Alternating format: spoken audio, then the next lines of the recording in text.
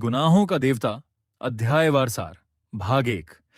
लेखक धर्मवीर भारती। कहानी इलाहाबाद वर्तमान प्रयागराज के शैक्षणिक वातावरण से शुरू होती है। मुख्य पात्र चंद्र एक होनहार शोध छात्र है जो अपने गुरु डॉक्टर शुक्ला का अत्यंत प्रिय है।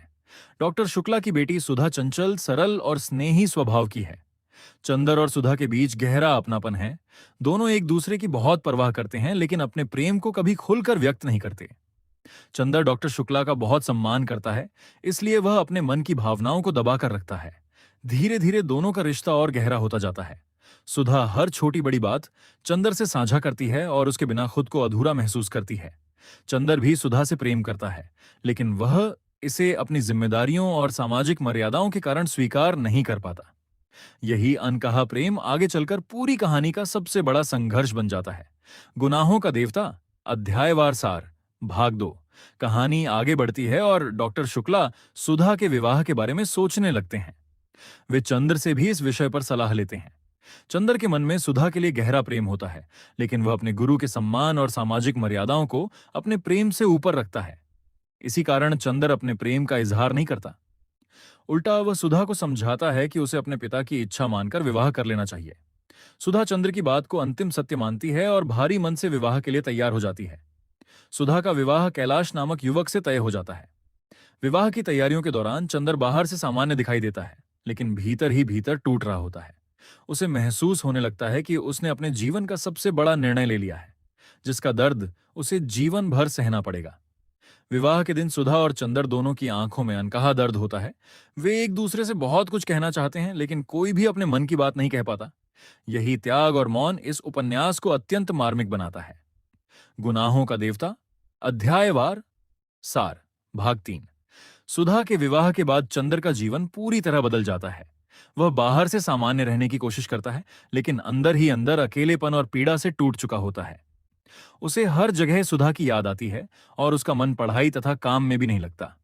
उधर विवाह के बाद सुधा अपने पति कैलाश के साथ नए जीवन की शुरुआत करती है। वह अपने वैवाहिक जीवन की जिम्मेदारियां निभाने का पूरा प्रयास करती है, लेकिन चंदर के प्रति उसके मन का स्नेह पूरी तरह समाप्त नहीं होता। दोनों जानते हैं कि अब उनका रिश्ता केवल यादों तक सीमित रह गया है। इसी दौरान चंदर के जीवन में पम्मी का प्रवेश होता है। पम्मी आधुनिक विचारों वाली, आत्मविश्वासी और स्वतंत्र स्वभाव की युवती है। वह चंदर के दुख को समझने की कोशिश करती है और उससे मित्रता बढ़ाती है।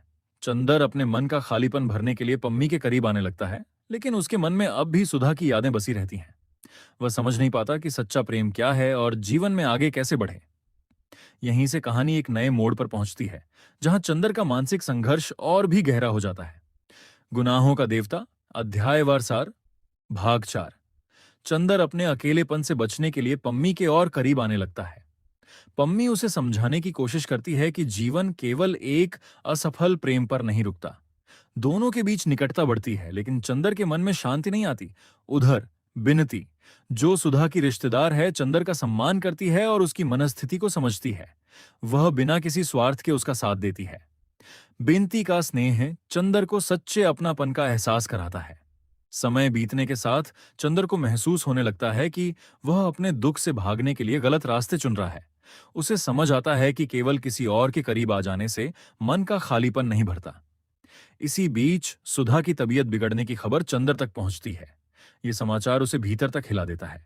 उसे अपने पुराने फैसलों पर पछतावा होने लगता है और वह सोचने लगता है कि यदि उसने समय रहते अपने प्रेम को स्वीकार किया होता तो शायद परिस्थितियां अलग होती।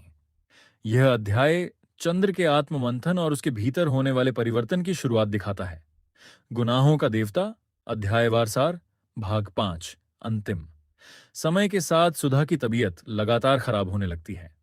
जब चंदर को यह पता चलता है तो वह उससे मिलने पहुंचता है।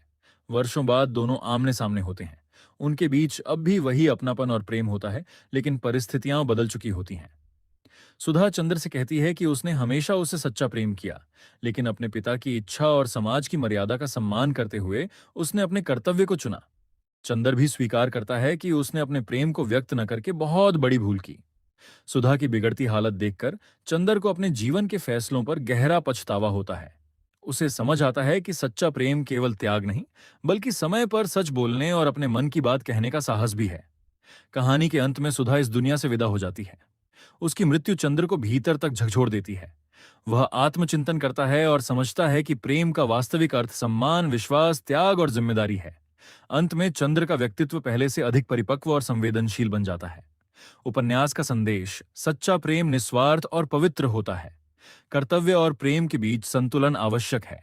सही समय पर सही निर्णय और अपने मन की बात कहने का साहस जीवन बदल सकता है। त्याग महान है, लेकिन अनकहा प्रेम कई बार जीवन भर का पछतावा बन जाता है। एक, लेखक धर्मवीर भारती। दो, उपन्यास की पृष्ठभूमि इलाहाबाद, वर्तमान प्रयागराज का शैक्षणिक और सामाजिक वातावरण। तीन, मुख्य पात्र चंद्र, प्रतिभाशाली शोध छात्र, संवेदनशील और आदर्शवादी। सुधा, डॉक्टर शुक्ला की बेटी, सरल, स्नेही और त्यागमयी। डॉक्टर शुक्ला चंद्र के गुरु और सुधा के पिता।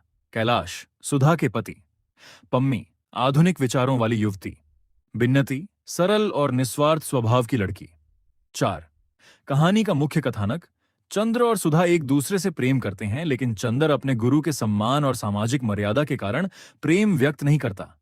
सुधा का विवाह कैलाश से हो जाता है। इसके बाद चंद्र मानसिक संघर्ष से गुजरता है और अंत में समझता है कि सच्चे प्रेम में त्याग के साथ साथ सही समय पर सच बोलने का साहस भी आवश्यक है। 5, उपन्यास का संदेश: सच्चा प्रेम पवित्र और निस्वार्थ होता है। कर्तव्य और प्रेम दोनों का अपना महत्व है। सामाजिक मर्यादा और व्यक्तिगत भावनाओं के बीच संघर्ष जीवन को बदल सकता है। समय पर सही निर्णय न लेने का पछतावा जीवन भर रह सकता है।